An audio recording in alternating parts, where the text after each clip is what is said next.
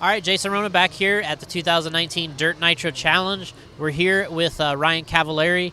Ryan, the other four-time winner of this event. It's important to give those props, you know. I mean, that's a tough race to win. You're right at the top of the heap there with Mayfield, the 4 wins. You guys are going to battle here, and see who gets that 5th one the first. But made some big changes this year, running the S-Works cars, really debuting them here this weekend. You've really only had like one club race and some test sessions, building a lot of stuff, you and your dad. So tell us about this change and kind of how things are going so far. Yeah, 2019 has started off pretty well, obviously with a couple different changes with joining Yokomo and S-Works. Had a little bit more of a challenge just getting all the pieces together. We're just packing all the new parts in and just running all new cars for the year. Started off well. Now we're racing Nitro for the first time. It's been a little challenging just with the weather in California. Haven't been able to run as much as I wish I could have, but was able to at least get 2 days of testing in before DNC and put some good runs in to make the final and just kind of building on top of that. Juan Carlos has been helping getting the car a little bit better since he was able to run a few more times already this year. And, we're just kind of building Something. We're trying to get somewhere. Overall, I think it's been a really good car to drive for the track conditions. The track's very, very challenging. Every run it's changed. It's really bumpy. It kind of has that Silver State vibe. And it's definitely making all the drivers stay on their toes. I mean, it's difficult. I think people, you're known for your electric racing, but again, you've won this race 4 times and won everything there is. But when you go to a Nitro race, it's difficult because the track always changes. And in electric, sometimes we got it narrowed down where, 90% of the time they're somewhat similar. You can get set up for it. But here, you're always chasing the track, whether it's tires, temperature, rain. It gets bumpy. You got to look at the lines. So dialing in something new is very difficult. Yeah, it's definitely not the easiest thing to do. Nitro is definitely probably the hardest class just to get all the setups down and just all the stuff together. It's always a lot of work throughout the entire week. You're definitely putting the most effort in. So, yeah, when you do get, that win and stuff, like it's really satisfying. The Nitro it's crazy how up and down it could be. But overall, I think it's the class to kind of race. I feel like for me, I'm always kind of like underrated a little bit in Nitro. Even with all the wins I have, I seem like I build throughout the race and get a little bit better throughout the time. Once it comes around the mains, I just somehow always turn another level up and just kind of attack a little bit harder. And, I put myself in good positioning to, get it on the podium. Yeah, that's basically your racing. That's the ability you have. That's why you're so successful. We talked earlier, several times back in your pits, like you mentioned, Juan Carlos is back there. They're wrenching, and you guys are helping each other. But there's just a lot of parts for this car, more than I really realized, and kind of getting ready. And I know your dad said that he was impressed building them. You were impressed working on it.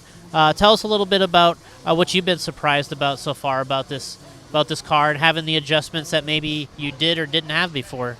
Yeah, starting off with the week, we have arm stiffeners to choose from, different material arms to choose from. So we're running pretty much the car right now with just a stock, positioning really. Since the track is really, really bumpy, we want the arms to be a little bit more flexible, gets a little more traction. We're running the carbon braces on the top upper arms just to stiffen that up. Running a little bit of weight in the back of the car just to kind of get the balance, I think, on the rear end a little bit. Running the shocks really with just a normal 8-hole piston with the bladder caps. And then pretty much that's basically about it for kind of the hop-ups that we're running on the car. Overall, we've ran everything kind of throughout the week so far. We ran the stiffeners and we've tested a lot of different stuff. So pretty much we're just running a little bit more of a standard positioning, and it's been working well. We had a decent last round, and kind of just building off of that. Yeah, I mean, it's nice to see having some success here. Obviously, you're one of the guys, like you said, that likes to build as the race goes on. But, you had a great finish there in the last round. The most competitive you've been. You made the A main. You mentioned, communicating with everybody back at the home base. And everyone's excited that you're being competitive, right? Yeah, I've talked to Scott Yang a bunch, just giving us some good information. Max has been really just moral support, kind of. He's happy that we're doing well. Our pit vibes is good. Our whole group of guys, that kind of support the S-Works brand have, always obviously have been giving us good support. So I feel like it's a good atmosphere. Everyone's been really, really happy with how we've done already just for the first race. Making, 2 of the mains, and we're going to try to bump up in the B main and E-buggy and put them all in the main and, give it our all for the finals. Yeah, I mean, I think, and let's go over this thing. I think some of the questions we've seen online is, it's like, wow, he's got a silencer body on here. Of course, we got the Triple D's tires, the mono wheels, this normal stuff that you run. But what'd you end up doing here to get the silencer body on the car? And, how did it kind of, how did it fit? Yeah, right now we're just running the Mugen silencer by JConcepts. The holes for the body, I believe, just is a direct fit. So the holes are just, you drill them, and then I just oblong the rear ones since the car does flex a little bit. And that just makes the body last a little bit longer.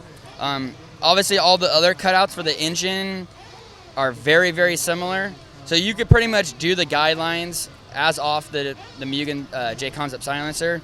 And obviously the pipe, that's all just adjustable for which one you use. I'm just using the 2090 by OS and the MX engine. The tank is pretty much, I think, 2 millimeters back from the front line, and that's about it. And you're kind of guidelining the rear of the tank line. So you're pretty much not going to go wrong with having this body on your car, it seems like. I feel like a lot of the guys have been running it. It doesn't matter what car you have. This is the body, I think, to have on. So, like you said, with this, the race, the conditions are all over the place. And, sometimes it's watered, sometimes it's dry. But go over, kind of the transition you've made this weekend, kind of breaking down a couple different tires. I mean, not all of them, but a couple of your favorites and how they worked on those conditions. Yeah, when it was a little drier in the first practice run, we ran the Stalkers. Then I've kind of gone back to the Triple Ds, both in the green compounds. And then when it got a little bit grippy in round 2 yesterday, we went to a blue compound and a Triple D. And I feel like the Triple D is just a little bit better in accepting the car in the bumps. It's allowing it to slide a little bit, maybe not catching the edges as much as a bigger tire. But then the bigger tire will definitely get through some of the loamier parts of the track a little bit better. So it's kind of just picking and choosing whatever you kind of feel like is better for your driving style. The foam, we've been kind of trimming down the center just to make it a little bit softer.